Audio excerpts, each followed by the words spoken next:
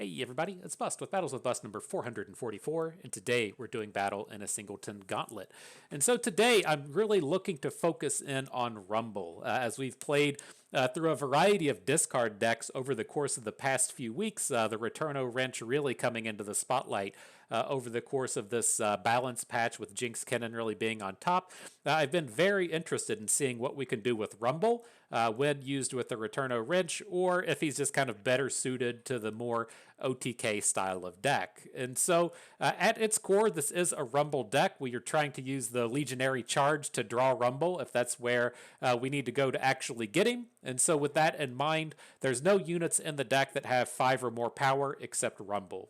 Riot did recently just nerf the Legionary Charge from 2 mana up to 3 with this idea in mind that it's kind of obnoxious if you have one really important build-around champion and then you include a way to go and tutor for that champion. Rumble is at the forefront of this strategy right now, but it does limit the Riot's design space in the future, so they brought in this nerf. I think that we'll still be reasonably fine out here today with Rumble. But the big thing we're looking to kind of encounter and find out with Rumble today is Returno Wrench is kind of a value-based play, worth it more than going the kind of overwhelm route. Right? So in the past, the ways that you really look to take advantage of Rumble is you would put this big, full discarded Rumble on the board. He's got quick attack, he's got spell shield, he's this very meaty competitor in the space of combat, but he doesn't get to deal much damage to the opponent because he doesn't have Overwhelm. And so the strategy you're looking to use is to put a Great Hammers onto Rumble to give him +2 attack and Overwhelm,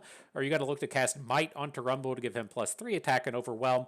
That way you could actually deal damage to the opponent and not just whatever their weakest unit is. And so to kind of complement that factor of wanting to get multiple attacks in, you're using Vayne with Tumbles, you're using Cataclysms, you're using Rallies as the means to make sure that your Rumble can get multiple attacks in. And so if you are looking to pull off all of these kind of combos, the Returno Wrench may not be able to find its way in. And so I'm curious to see if we're going to be half-assing this deck in the sense that it's one side Overwhelm, other side kind of value-based, or if it all kind of works nicely together. And so we have mentioned a handful of the components of this deck. The Overwhelms are few. There's not too many ways to hit them in this format, but we have the Great Hammers as the equipment, we have the Might as the spell, and then all of the Reforge cards from the Riven package all have the opportunity to generate the Overwhelm token. So we have a handful of ways to go about that. We have a handful of ways to hit rallies with the likes of Samira and Katarina, Golden Aegis, Champion Strength, Vayne, and Cataclysm, all letting our Rumble attack multiple times, but especially important in a format like Singleton to where we only get one copy of this champion that we're supremely trying to build around. You do need some kind of backup answers, some what ifs in the event that you just don't draw Rumble, or if you do play Rumble and then your opponent's able to kill him. And so we do have a handful of other units hoping to kind of come in and fit the bill. The Ranger Knight Defector is a fantastic unit in terms of filling in the gap there. A 4/3 tough scout is very powerful, especially with Cataclysms and Tumbles running around. And then we do have a handful of Mecha Yordle generation to where we can hopefully generate a slightly larger unit should we need to get those into combat. At the end of the day, Riven, also a fantastic attacker, and so we'll see if she fills in the gaps there in some way. And so that's the deck. That's what we're doing battle with today. Let's go ahead and head on in. I checked the pay-to-win price, and the deck is all paid up. Everything in here is already all premium. Not too surprised, given that we play these factions extensively. The real tragedy coming into this format and in this deck is that Rumble doesn't have a skin, right? If we take a peek at all of our champions in here, like we can pull them up real quick. We have Sentinel Riven, we have Soul Fighter Samira, we have Pool Party Draven, we have Battle Academia Katarina and Arclight Vayne, and then Rumble up here, skinless, just naked and sad. And so maybe one day Riot will clean him up just a little bit, give him a chance to show off his premium stats. But reasonable start here. Nice aggressive start to kick off this early game. I'm going to lead in with Bard, ideally be playing Runeweaver on turn 2. then we can see if we want that Reforged token. We have the fresh discard thing for it for Grave Physician. But as we come out in this early game, we're drawing the champion strength right from the get-go. We're probably not going to want to come out and make a bunch of trades in the early game. And so I'm kind of tempted to just open attack so that we don't have to just like throw away the Rune Weaver. And it leaves us some options in terms of getting this champion strength going. It's like we do have this nice aggressive start, but I worry that our aggression is going to get stymied very easily. We don't have like the 12 1-drops in the deck. We don't have a lot of aggro stuff to follow up with this, and so I think we need to play it a little bit more carefully and just try and have a bunch of units on board for when the champion strength rolls around. Not blocking this guy. We're not too worried about damage at this point. And then we drew our Returno Wrench. Nice free discard for the board.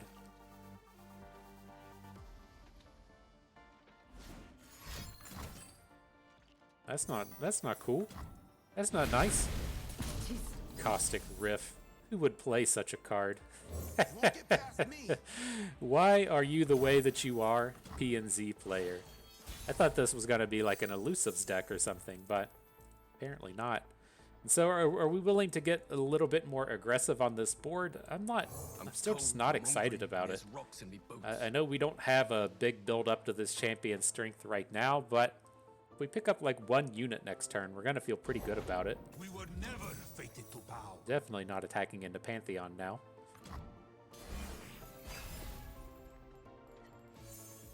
Into survival skills. Not too many ways to discard the survival skills in the way that we have our deck set up right now, and so don't have the biggest of expectations for it. But I don't really want this Nora running around. This game's been a bit of a mess.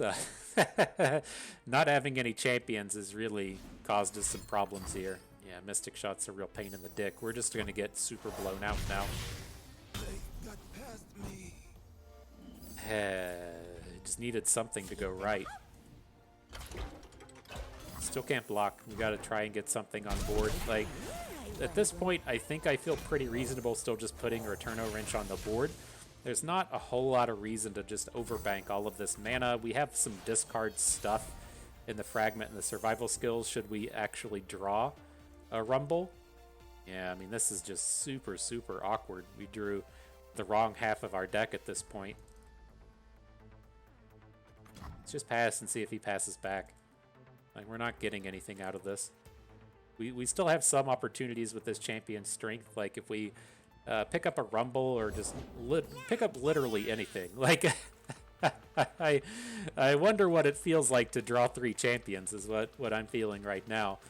But, I mean, at the end of the day, we can survival skills and just see what happens. Try and get some of this board cleared out. Like, as it stands, we're just going to get reamed next turn. See if he comes in with some more burn spells or something.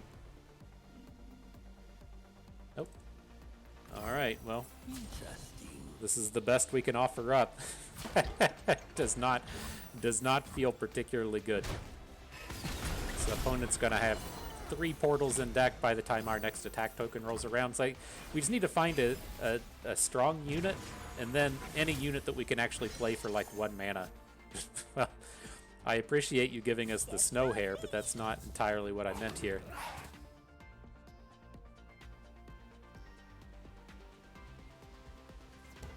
Oh, are you gonna leave us the unit back?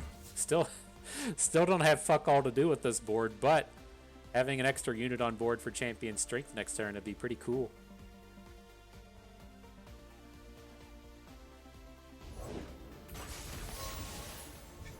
Okay.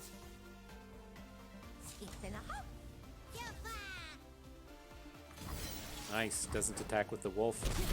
Gotta love seeing that. And so do we want to drop in a golden Aegeus at this point? It's not very good. Let's just keep passing. Ugh. I don't know how to make this game sound any kind of good. Alright, let's fight through the pokey stick here. We gotta keep these units around. Oh my god. Okay. Let's just move on. This game is This game is okay.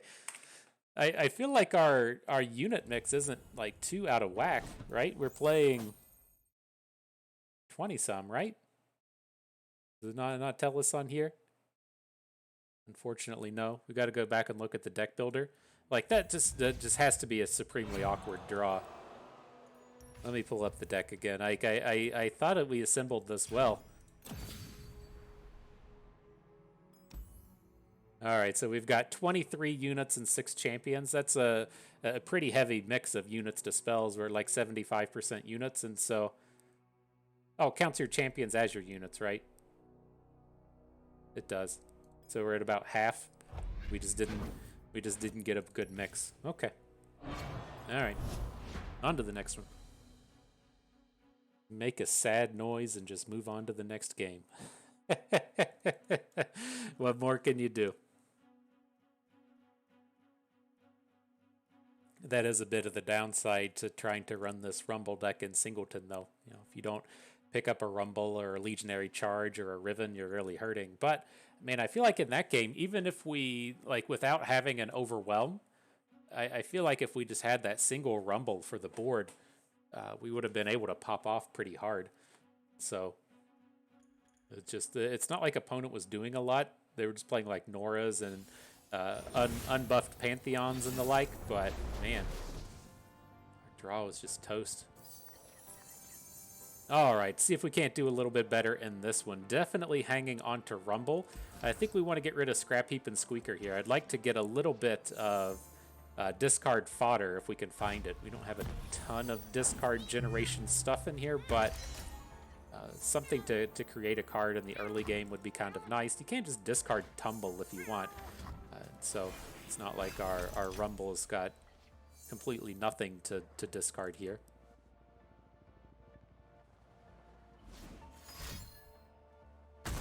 All the pack.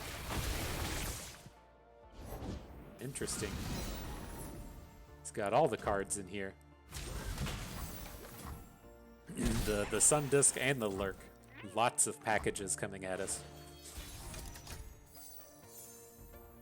Alright, so I think we're good to go ahead and just get Vayne down, right? I want to discard the Tumble, and I don't want to have to discard too many good cards here. So let's throw her down. I'm not opposed to attacking her into a Sharkling. You know, she's not going to die. There's not a ton of combat Turks in Shurima, but, I mean, I guess anything's on the table at this stage. If opponent's playing all of the Sun Disc champions along with the Lurk cards, but no Lurk champions, wouldn't be surprised to see, you know, Ruthless Predators or something come out. So probably just play this game cautiously, and we'll be fine.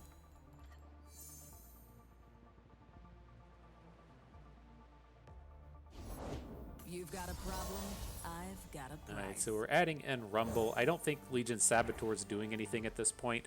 I do like the Tumble, though. We can still Tumble this turn and put the Dark and Aegis down, so I think that's okay. I want to get rid of the Physician, and then after that, we don't really need Golden Aegis at this point if we're going to be generating Tumbles every turn. So I think that can go as well. Turn up the heat. Working as intended. Everybody gets a quick attacky spell shielder, right? That's right.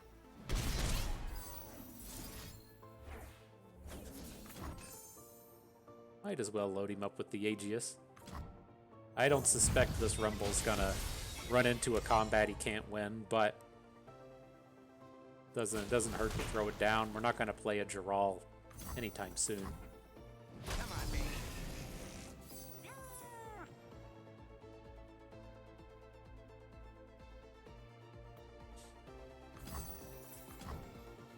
Right. Burn, baby, burn. Burn, baby, burn. Get in there. So I'm going to look to Tumble this turn again. This will get our Rumble to flip after the combat. Then we'll end up banking 1 mana this turn. And then next turn we can look to Tumble and Might if we want. It's pretty close to getting lethals there. Like, he doesn't want to block with Sivir and stuff. And so we'll see how that turns out.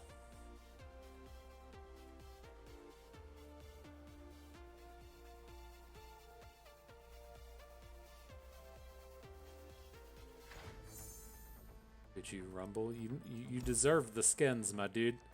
I mean, I know Tristy's already got the flamethrower, the electro drill, and that giant freaking mace, but come on. I wasn't not gonna add rockets. You get those rockets, Rumble. So what do you got? He plays some stuff. These units don't have enough health. Our Rumble should still be safe. Send it. Leave it. Physical comfort systems online.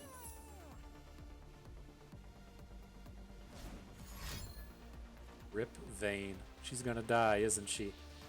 He's gonna play a grappling hook or something. Grappling hook doesn't work. Oh, we did target his Vayne. I take that back. Grappling hook works. It did it. It just did it right there. It's Raven time. So this is a touch awkward, right? Actually putting Draven on top of our deck. I think it'll be fine.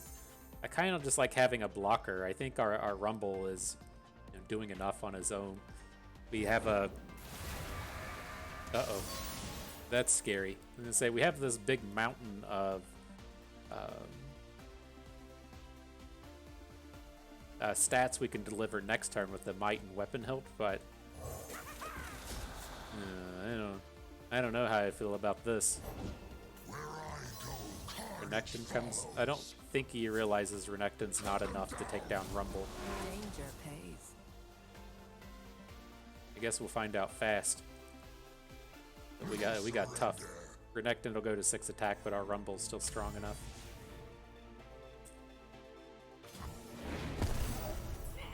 I'm just gonna let this combat happen. Like, there's not a lot of combat tricks that are super relevant, but I don't want him to realize that his Renekton's not gonna win and then be like, oh, I am gonna play a combat trick. By the way, I've changed my mind. The combat trick is coming down.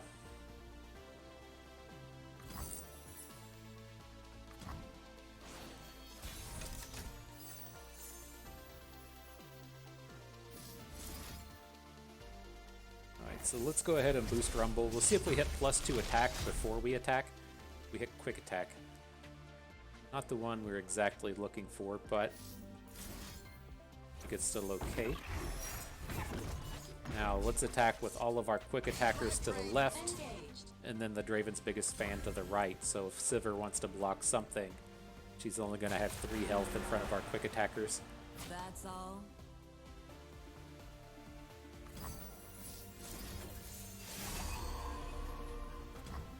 Alright, there come the big damages. Doing the calculations, the mathematics. G. Alright, well you can see the difference, most certainly, right? in the game where we draw Rumble in comparison to the game where we don't. Just night and day. So, again, I get it, we only have 1 copy, but so strong when you actually get to pull that off.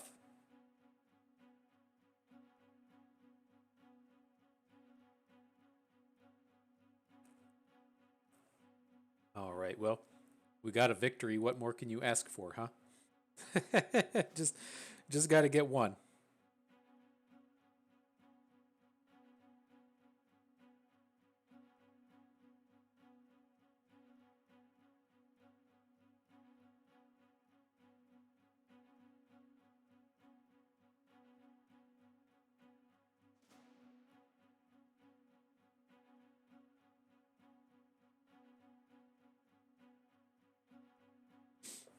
All right, gotta find that game, find that battle. Ooh, I'm excited. A little bit more of that. There's so many spots in these games to where if it's like you can design a deck with only 1 Legion Rearguard in it because you're just gonna draw him every game on the first turn, and so you don't need a ton of copies of him if you just get the 1. Or I guess if you do want to play a 3, so you can get your first 3 mana and all Legion Rearguard. That's kind of a toughie. That's kind of a toughie there. But you just want to draw the perfect card at the perfect time. Gives you a little opportunity in your deck building. Let's see. Is everybody tired of Singleton this week? say I don't want to play anymore. I don't need any more trophies. We still gotta get a few more. Got to get that second buy for the next open. I have to remember for the upcoming seasons. Like I typically, whenever I make the old contents for Constructed, I just play on the ladder. But I think I'm gonna have to start sprinkling in some sprinkling in some gauntlets. It's such a bummer. Like for the gauntlets, I don't mind so much that the competition isn't always the same as it would be on the ladder. Like you do run into some people that don't have full collections and aren't currently up on the meta, whatever. But the thing that's kind of a bummer is, if you're going to play 6 or 7 games and like 3 of them are against the same guy and you only get to see 2 separate decks, it's a little bit different experience than I'd like to present in the videos. But sometimes I just don't have the time to play a million games of ladder and then also play a million games of gauntlet. So we'll see. It's a little unfortunate coming into this the world qualifier and only having the 1 buy. It's not that big of a deal in terms of like actually getting to the 9 wins. It matters exceptionally for your tiebreakers, though. So I like to imagine that, if you want to feel like you realistically have a shot to make the second day of an open, then just getting that 1 extra free win doesn't matter that much. But the tiebreakers are the big thing, and making it at 9-2. So. Words of power linger in the air. All right, though. We drew our Rumble, though. We got our Legionary Charge and our Rumble, so it was a little bit easier this game, if you will. So what are we going to do for our discard? Like, we're most certainly playing Rumble next turn. I kind of like putting the Aegis down now. Kind of counterspell a little bit of these small Poros that are on board. And then next turn, we can discard the Legionary Charge, we can discard the Fragment, and then if he doesn't attack here, we can follow up with Bird, and then if he does attack here, we can probably play Bird and then just discard whatever we draw. Like, the only thing that would really hurt here would be like if we drew a Vayne, and this Bird token hitting Rumble is so huge here. I think it's worth the risk.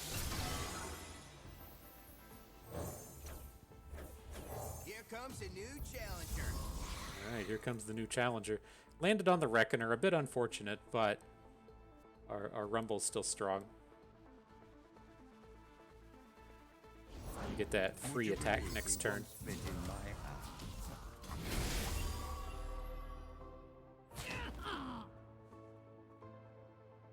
Alright, so don't have to worry about any Poro snacks here. Opponent just doesn't have the mana for it.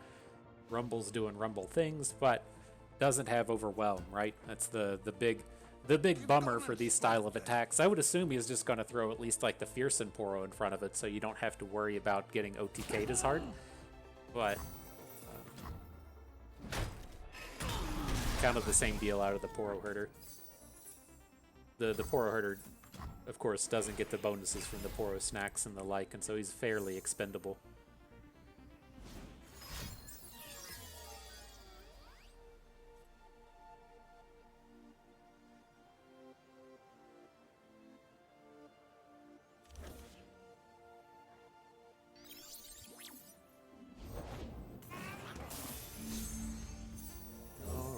Dragon Prince.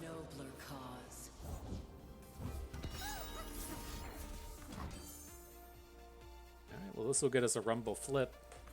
Be a lot cooler if he had Overwhelm, but that's gonna be the story of the day. Be a lot cooler if he had Overwhelm over and over and over and over again.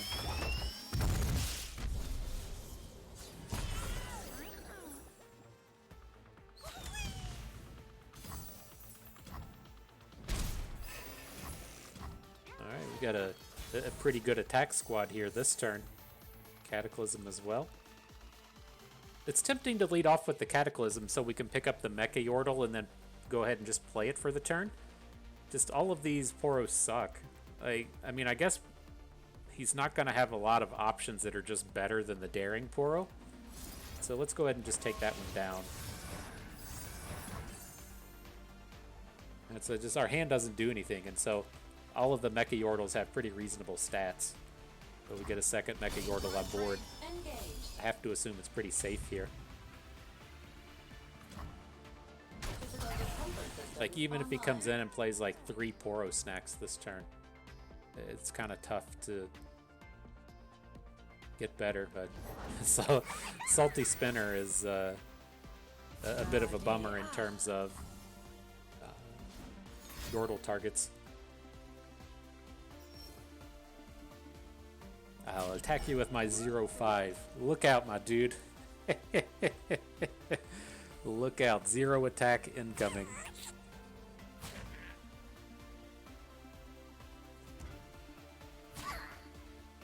Yeah, it seems like opponent's really just struggling to find something to do here. Smashing levels maximum. Alright, you got some stats now, Salty Spinner. Gonna need it after opponent just drew 1,000,000 cards. Looks like Tristy could use a good wash. One drop, and I'll scrap you. Maybe we should have just gone ahead and played it. Like, we have the Elixir of Wrath to give him impact. So we could have gotten us the extra Yordle for the turn. Just, I don't know. I get in my head that we're going to make some kind of big and spectacular play with the Elixir of Wrath, and maybe the better play was just getting the extra unit in hand.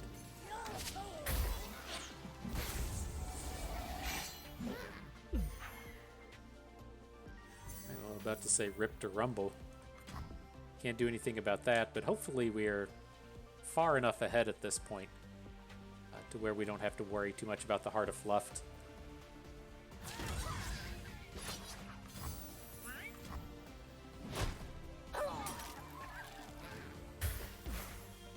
I will not forget you. Good steel and a good future. What do we got? Overwhelm. Okay. Well, hopefully we'll be glad we still have this Elixir of Wrath, right?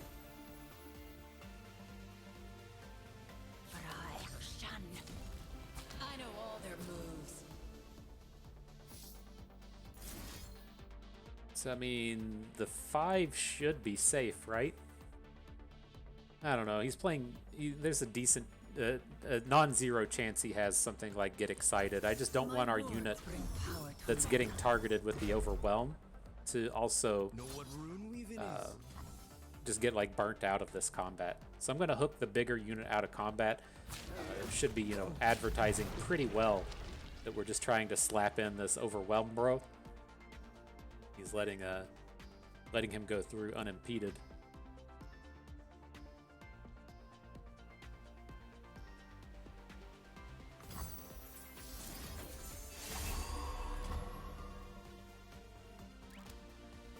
Alright.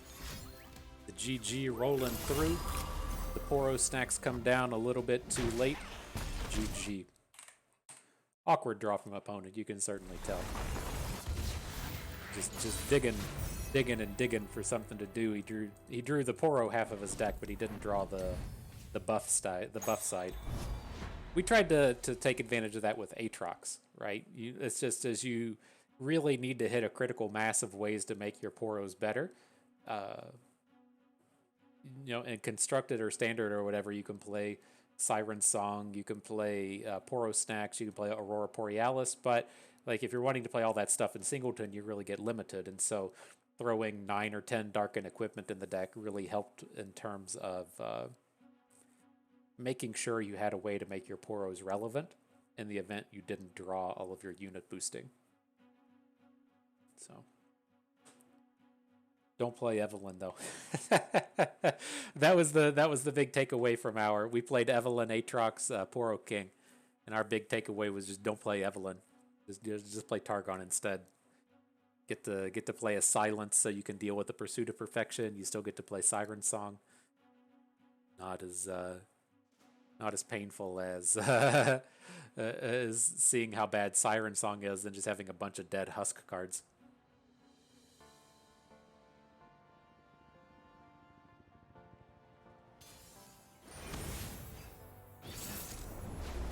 So what do we got here? Evelyn, Neeko, along with a bunch of Shurima champions. Okay.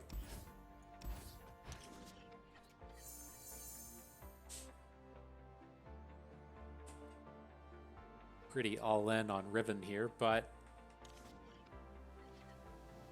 shouldn't be like too much out of these factions. Capable of dealing with her early. Now this is an interesting spot. Like I was of course just going to lead off with Bird, but now that we've drawn Riven, I think we want to just start off with the Bird so that we can try and put the +1/+1 onto Riven, just much more important.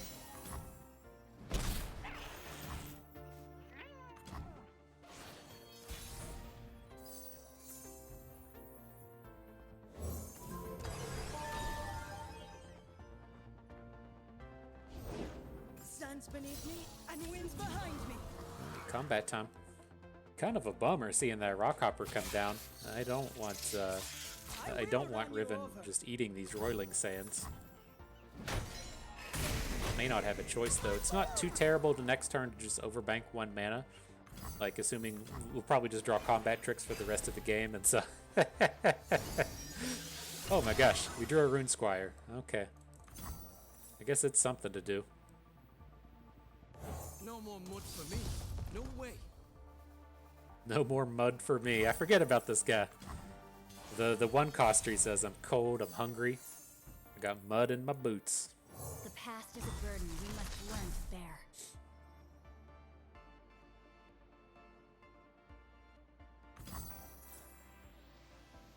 Interesting. So let's hammer up. I mean, I'm not certain what opponent's waiting for here, but we have like very good challenges with the Rune Squire. So if we were gonna be getting into combat, we had something good to do there. Does this just feel like, are you just gonna play Sivir? That strikes me as what this turn's about.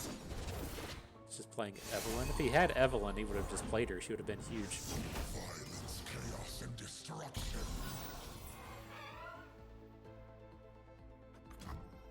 Well, I mean, we can try and pop off on this Renekton if we want. I guess it's gonna kind of come down to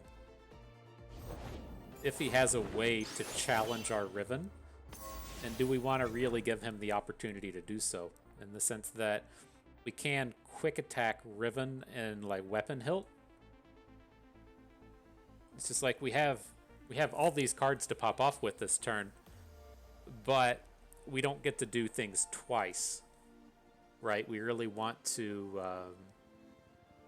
like get a normal attack and then get a Cataclysm or something. I think though this is probably just going to be a hook into the Rune Squire. Cut them down. No surrender.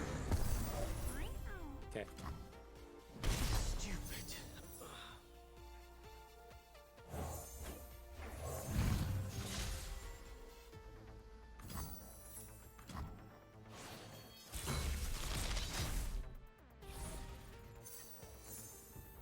And a combat cook. We'll use him second, so we'll do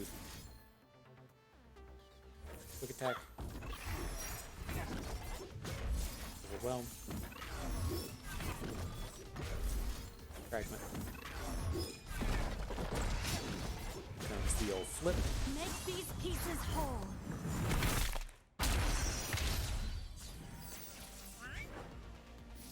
Take the double stat.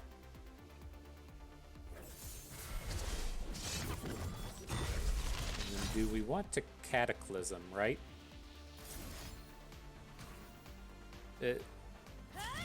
He has to block. This is lethal. We don't need to. So we'll hang on to the Blade of the Exile. If something goes wrong, we can still Blade of the Exile combat cook and continue on.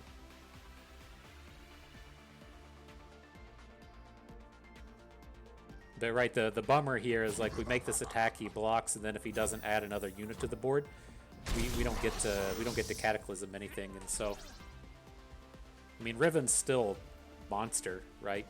But Betrayal buried Shurima. Hope revived it.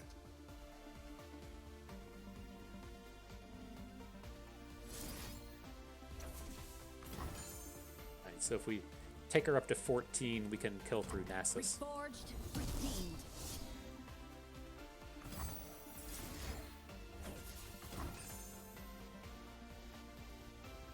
Zing. Whammy. The weights. All right, good job, Riven. Nice job playing backup. Yeah, I miss playing Fizz Riven. Putting some Papercraft Dragons onto these champions. Those are the days. I was really considering playing some Papercraft Dragon today, but I couldn't bring myself to do it. All right, next battle. Oof.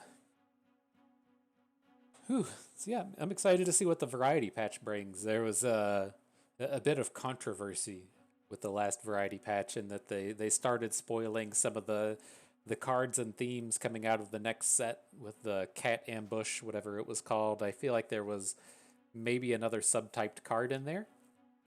Maybe that was also where they went and kind of like redid Nasus and everything to now be a dog. I can't remember at what point those happened. I do remember that they put like the Shuriman card in the variety patch was the cat ambush that still doesn't see any play, and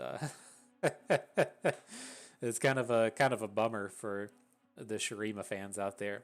I think to me it's still the most kind of logical way to have these events go. Is the set gets released, you play Standard, the Balance patch comes out, you play Eternal, and then the Variety patch comes out, and you come back to playing Standard again. Because even with, like, Cat Attack being a supremely shitty card, it's still tough to really fit in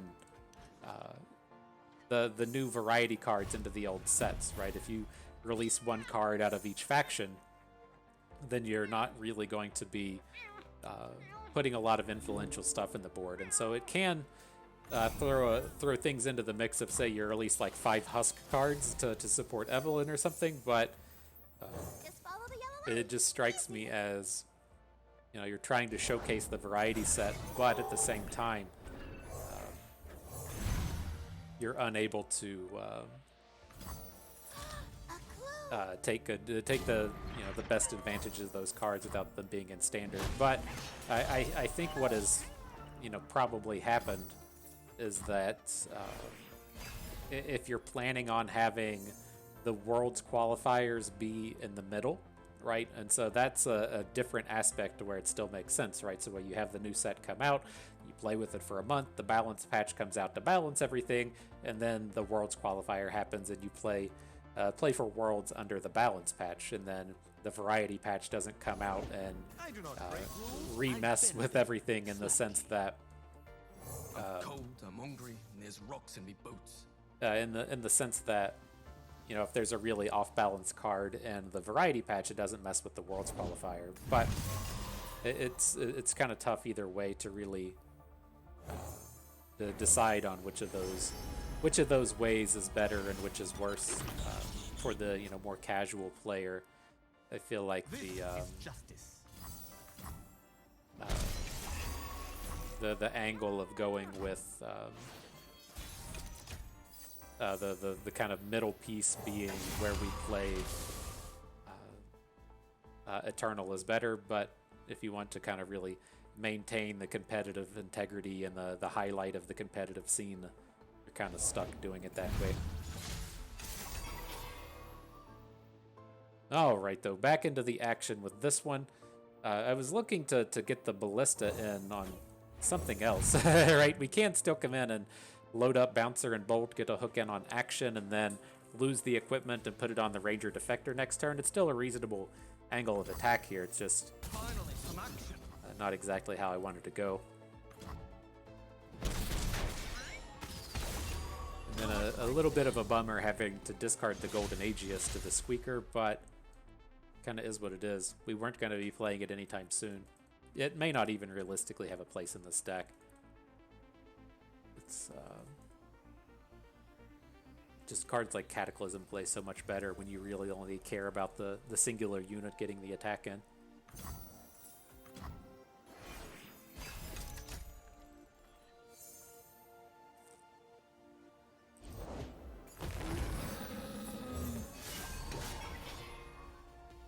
Alright, Defector, well, hope you're ready to party. We got actually some interesting choices with this next turn, knowing that the options we have to hit off of this weapon hilt are either overwhelm or quick attack. And so it's like if we hit quick attack, we get to just crush in for a ton of big damages. But if we hit overwhelm, it's not nearly as good.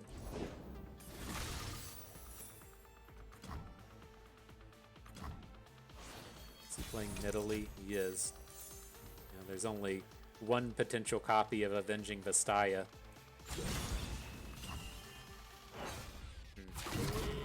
It's tough. We'd like to Whirling Death here, but I think it's just going to be much safer at the end of the day to play Sharpened Resolve. Now, if he has like a +2/+2 or something to survive this combat, kind of is what it is, but this is just completely donezo for us if we come in with the wrong one.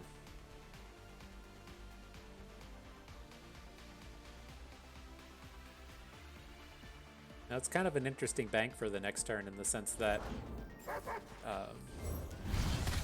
he does have, you know, challengers on board. He's got this Dark Aegius in hand that he can summon Jaral with, but like everything is just so spectacular next turn if we get to weapon hilt into something good and then Cataclysm a unit. Champion Strength might be good enough.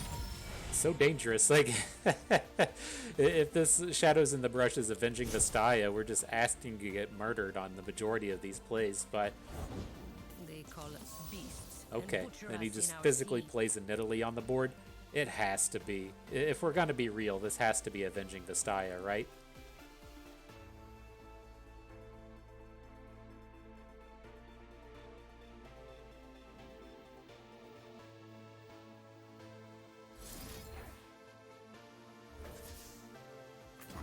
Let's see how it goes. We're just going to go ahead and spend this Defector. I want to get this Vastaya answered before we play Champion Strength. And so I think we're safe to like let this combat happen. We're going to lose the Defector, but then we can play Arena Promoter into Weapon Hilt. Or discard the Weapon Hilt to the Arena Promoter. Try and have 4 units on the board as we try to Champion Strength next turn. So we just need to take a 1 bank here. Oh. Interesting. Somebody cheat. Bouncer and Bolt will work. Unpull the mags and see 'em get wrecked!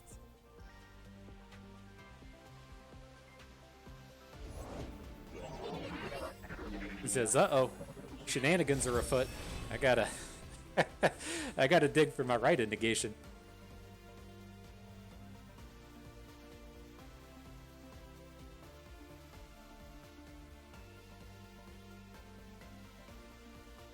Thinking on that awfully hard. Keep your eyes depending on me. Alright, how y'all feeling about it? Are you feeling good? Did we do it? Did we get it? Does he have the right? Nice.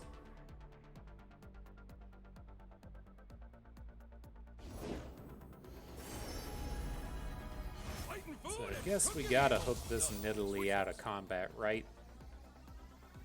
She just kills all of our other stuff. So the attacking with everybody, he can put Combat Cook in front of Squire, we hook Nidalee out, and then he can't kill our other 3 units. I think it just kind of is what it is.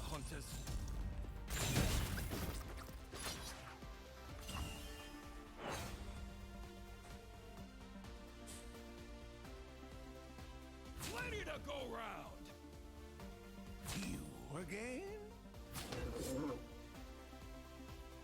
We do get the Reforge out of this, so we may find Overwhelm for the second attack. He falls down fairly low here. Get a shot that way as well.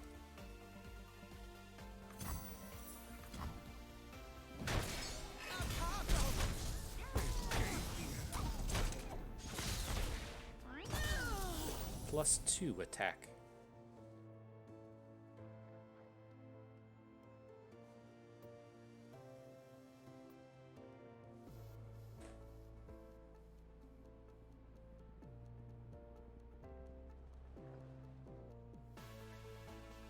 What you thinking, my dude? Staring down the barrel. Three scary units looking at you. Oh boy. Oh boy.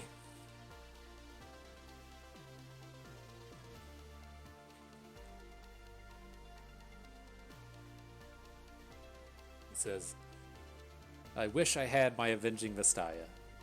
But at the end of the day, we would have just killed his unit, so it's not like he had a ton of choice in avenging off that Cataclysm.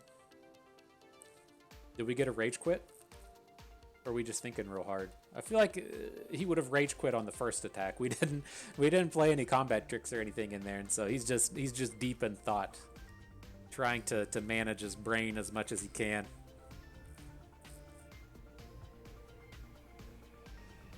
Let's see. That rope's going down. Take a flyer! Alright, I'm not gonna play the fragment. I mean, I guess there's a world where we should. Right, if he has one block with the Vastaya, I don't know what card number 2 would be, and then a quicksand. So if he quicksands our arena promoter from 8 to 4, we only take him down to 1. Like, it's probably a reasonable target. I don't think getting the value out of this Draven spinning axe, discarding a fragment's ever super worthwhile. So we probably should have just gone all in at this point. But enough to achieve victory. GG, well played. On to the next one.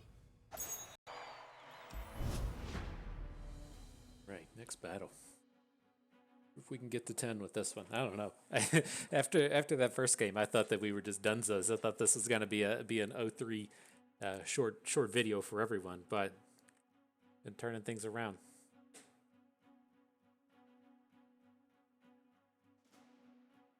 You just got to draw that rumble every game. But I'm trying to think in my head what it would kind of look like if it should be like a rumble Riven style deck. It's interesting with rumble being in the dual factions as to where you don't have to play Noxus, right? You can just be in Bandle City to where you're also going to find the Returno Wrench, but you do lose out on the overwhelm aspects that you get from Might and from the equipment, but that might be okay. And then there's also the aspect to where you don't get the free attacks like you would get from Vayne and from Cataclysm, but you do still have access to things like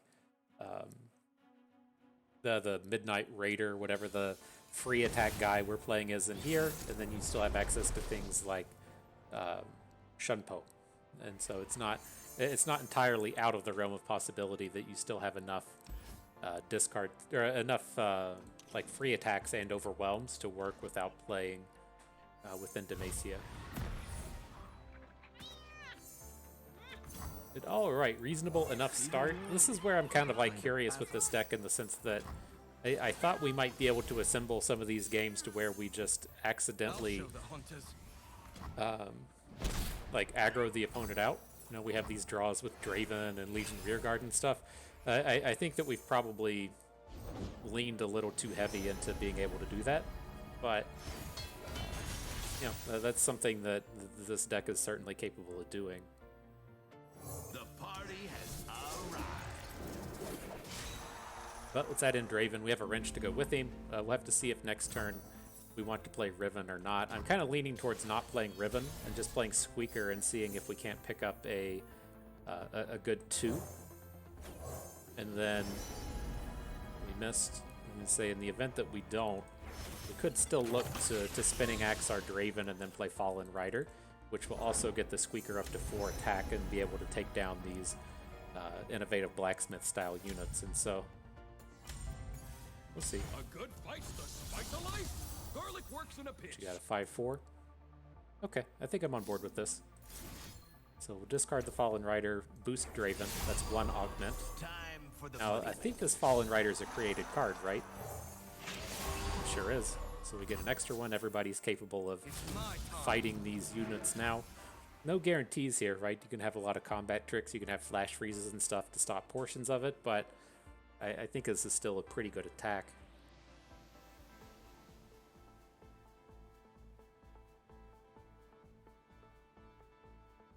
It's just I'm surprised to see the blacksmith do this. I would think the blacksmith would come out in front of the blade squire, and then you don't risk losing your most important unit, right? As we play these forge decks, you typically find that the units don't matter, and it comes down to the equipment. But right, combat cook's just not nearly as good of or important of a unit as that blacksmith. I was surprised to see the blocks go that way. Now a champion's strength. I mean, we can certainly play it next turn. Not certain we want to. Let's come in with combat cook. This is going to let us spend all of our mana for the round. Then we can decide next turn. I feel like next turn we're probably just going to play Riven and Smash and Dash and try and get another attack in. But we'll see if opponent, he has the Pot of Pain with the Broadwing, and then an additional unit will make this a really strong, formidable attack. So Our hearts beat in rhythm with the bellow. coming in strong. One small tap.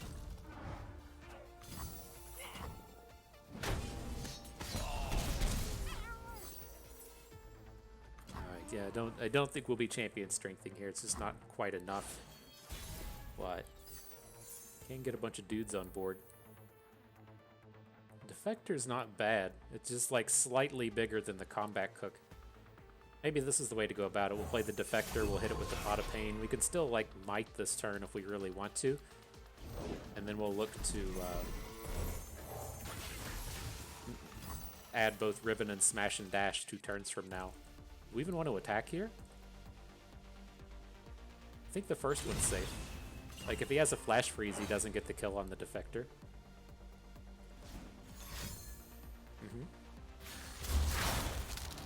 But we aren't like super investing in this board. Your head. And I mean, I'm definitely glad to see the Harsh Winds come in before we try and champion strength this board. So nice little bonus there.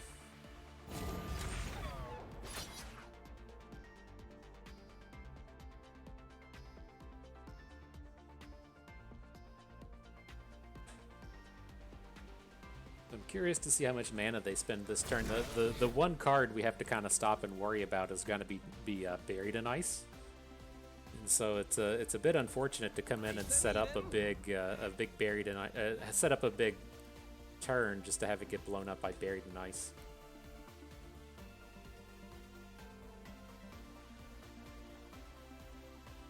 As long as we have 3 units, we're probably okay. Ooh. Yeah, that's kind of savage.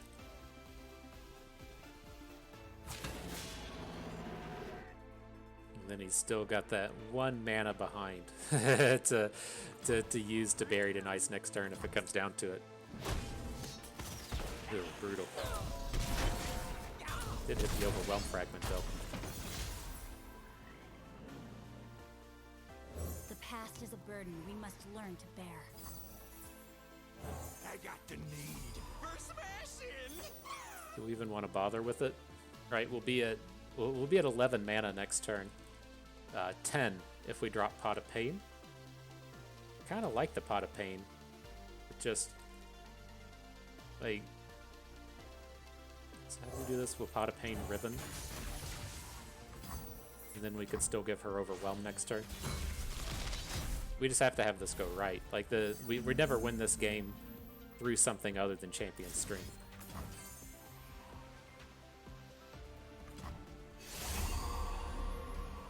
Alright, manage that part.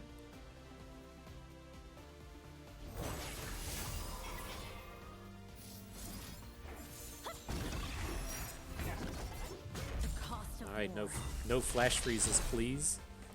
Just a bunch of bad units that don't do anything. That's all we want. Okay, GG. Next battle. No! We must start over.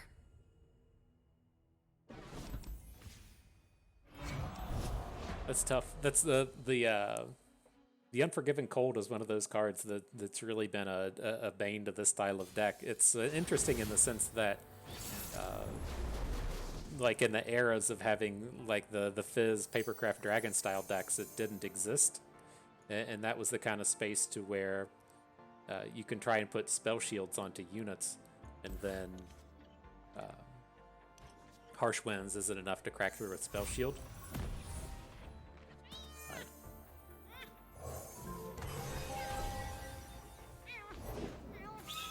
All right, into this next one though.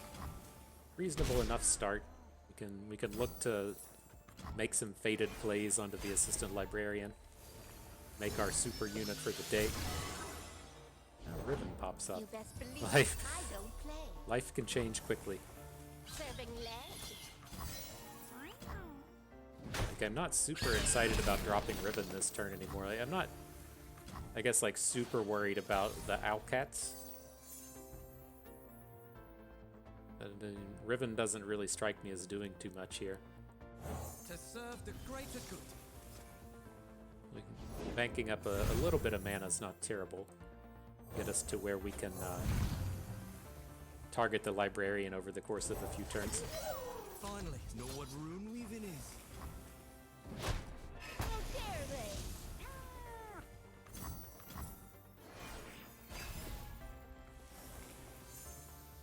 And Samira, the first time we've drawn Samira today. It's wild. So what do you got? A 5/3 overwhelm? That's fine. Just follow the yellow light. Easy.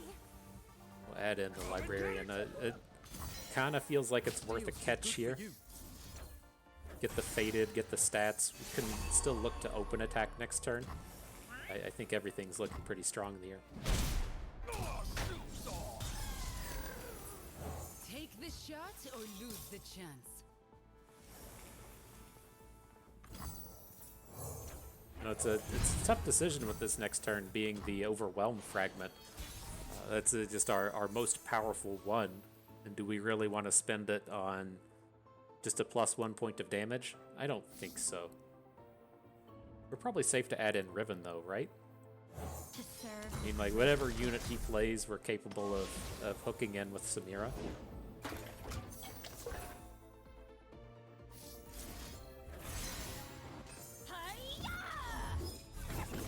Alright, not bad, not bad.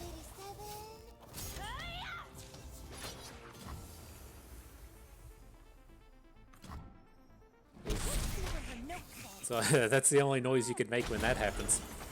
Get the card draw, the massive board. Just got to give that a little bit of oof. Glad to see a game like that turn up. Let's make the next mission riskier, huh? The powerful things you can do in here. All right, either way though, final battle. Been hitting the top of the ladder here in the last two games. A couple of top 100 folks turning up to the gauntlet. See what we have. See if we get the 10 trophies. See if we get the, I don't know, 7, 6, 4. Second place trophies. You're not first, you're last, they say, so.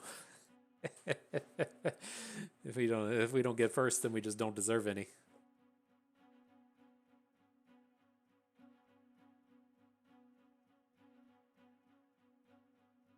Ooh, the final game of Heart of the Huntress balance patch. Exciting. It's been a good set. The ebb and flow of complaining out of this set's been interesting. I don't feel like there was so much complaining about Siren Song as we'd seen of a lot of formats in the past. I think you have like just a little bit more time to interact and get involved with Siren Song games as opposed to just getting domed by pirates. So that's gone by. I haven't seen a ton of complaining or legitimate complaining over the course of the balance patch, and so I think it's been a pretty successful standard season in that sense. I think the kind of downside of this patch is Neeko and the Poro King haven't been super relevant. Like I think it's fine and dandy to print what I would call Path of Champions cards or casual cards with the likes of the Poro King. And so, like, in the competitive scene, the only really relevant champion has been Nidalee, and then she was just kind of overshadowed by Siren Song for the longest time, and she's really kind of started to pop off over the course of the past week or so. And so I think that Nidalee will certainly have a place in the future, especially if the the ambush mechanic gets fleshed out a little bit more and like the longs of that, but I think that would be kind of like the downside to this format. It's been dominated by stuff that was dominating last season. The Weapon Master mechanic's so strong with Jax and Ornn doing their thing, and then the Samira decks are all still quite strong. And Jinx Kennen, while feeling like a new deck with the Returno Wrench, doesn't have that same kind of like highlight reel flashiness as one of the champions being really popular. And so I don't, I don't think the set was a failure. I think, as the kids would say, it was mid. It was kind of right there in the middle. I think it was probably closer to good than mid, if you will, and definitely not bad. All right, though. Final battle turning up. What do we got here? All right. It's like a little bit of Feel the Rush. Got Jax in it, though. Interesting. So with this, reasonable start. This is the kind of starts we'd be expecting out of kind of an Eternal deck, right? We got some of the discard elements here. We just haven't hit any of the champions, so it's kind of interesting seeing these hands come together.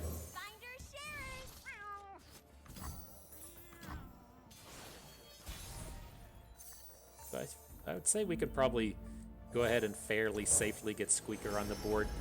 If opponent wants to come at us with a card like Jax or something, I think this is going to be fine. Now, this is kind of the real question here. Do we want the Dunehopper mech or the Trumpet Techer? It's just the Dunehopper mech is all around the stronger unit, but it gets, stunned. And so the Trumpet Techer can put stats onto other units. I think we still want the Dunehopper. He still does a little bit of work even if he gets stunned. And it's not as problematic as like a... it's tough for us to get the width to really pop off with Trumpet Techer, right? So the question there is, are we going to go tall or are we going to go wide? And I just don't think our deck and our hand is really capable of going wide as we draw more 1-drops. Words of power linger in the air. Now blocking your quick attacker. Get the Saboteur on board. Still has some good attacks next turn. Scrap Heap. Interesting. I think I like Scrap Heap a little bit more than Combat Cook. If we hit any of the 2s, we'll be pretty happy with it. Let's just go ahead and get rid of the Wrench as well. Alright, Fury Horn Crasher turned up. We may find ourselves playing a Spear this turn, but it's pretty easy to note that we have like the Combat Cook plus the Fish Fight potential for next turn. Ready, Hammer? They'll never cease coming. Behind ya. Alright, let's send them. I could see an argument for putting the Tiny Spear on the Crasher since it is our best unit. Surprised to see the blocks come in this way, though. Still works out fine.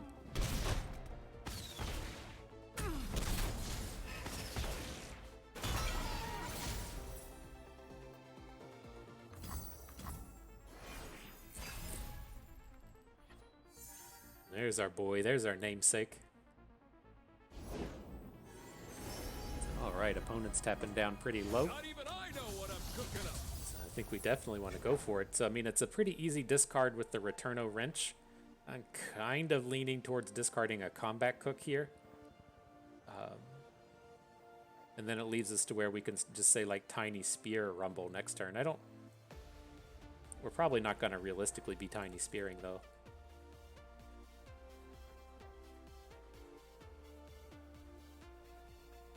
What if we do this? So we're going to Tiny Spear our Rune Weaver. Then we're going to get Rumble on board. I think we can discard a Fish Fight. Like, it's tough for me to want to discard this Overwhelm. Like, I know it doesn't do much with our hand right now, but if we do manage to pick up a free attack card, it's really going to shine. Come and get it! Approach, savage. Alright, scary Saurion, though. At least I wanted to hang on to the Dune Hopper mech. It gives us the space to have a good block on these large units next turn. Let's see if he comes in. Like, I think if he wants to just say concussive palm the mech, it's fine. We're in the same space that we are if we open attack. But he shouldn't really be able to come in and answer the rumble.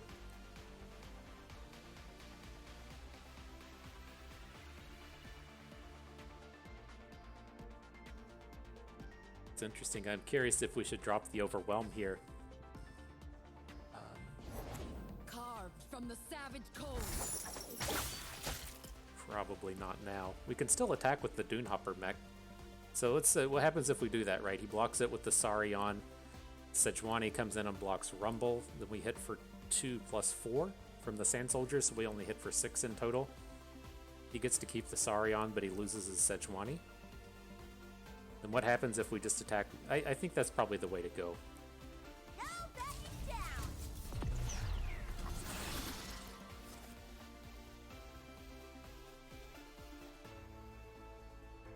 And then I want to hang on to the fragment, so if we play Arena Promoter next turn, we can get some stats on board. It is still a like legitimately scary block in front of this Saurion. Right, as it stands right now, we have to throw Rumble in front of it.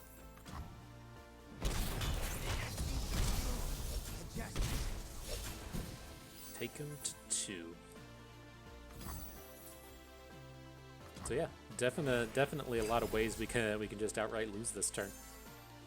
I don't like drawing Draven's biggest fan. So I do not want to be drawing Draven next turn.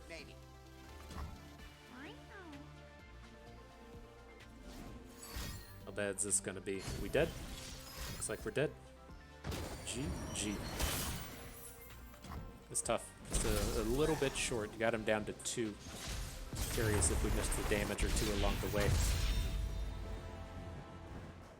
Nonetheless, not a bad set of games. We could pull this up, talk about it a little bit more. And so again, like we knew it was going to be kind of an uphill battle with this style of deck.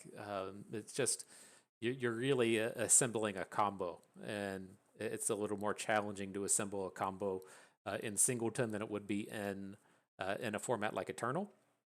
But I think that there's most certainly something here. Just I'm so like impressed and interested after playing through this format with like Kennen as to where I feel like we really missed out on a lot of the kind of discard aspects that we didn't really pick up on until people started like playing Kennen. And so I'm not necessarily saying he's the one that belongs in this deck as opposed to someone like Riven, but there's definitely a lot of potential since we've really looked at Rumble Vayne in the sense that maybe Rumble Samira's a deck, maybe Rumble Kennen's a deck, maybe Rumble with the Returno Wrenches and Vayne as opposed to some of these other cards is still a thing, moving him into a more mid-rangey kind of option instead of a combo option. Like there's a lot of things that really, kind of open up and become interesting as we build on what we've seen in this past season with the advent of the Jinx Kennen deck. And so, I mean, I could definitely even see a world to where like Rumble Jinx is the deck. It's just I know as I've gone to like build so many Returno Wrench decks over the course of the past 2 months. I was going to say 4 months, past 2 months or so. I've just really been upset that Rumble hasn't been a part of it since he's been banished to Eternal. But he is a Bandle City champion with the Returno Wrench in the Bandle City faction. Looking forward to trying that in the upcoming days. And so, good set of games. I had fun with that. I hope you did too, because that is going to do it for us today. So, hope everyone enjoyed the video. Hope you maybe learned a thing or two along the way. Had a good time watching. This is Bustin' Me. Thank you for being here.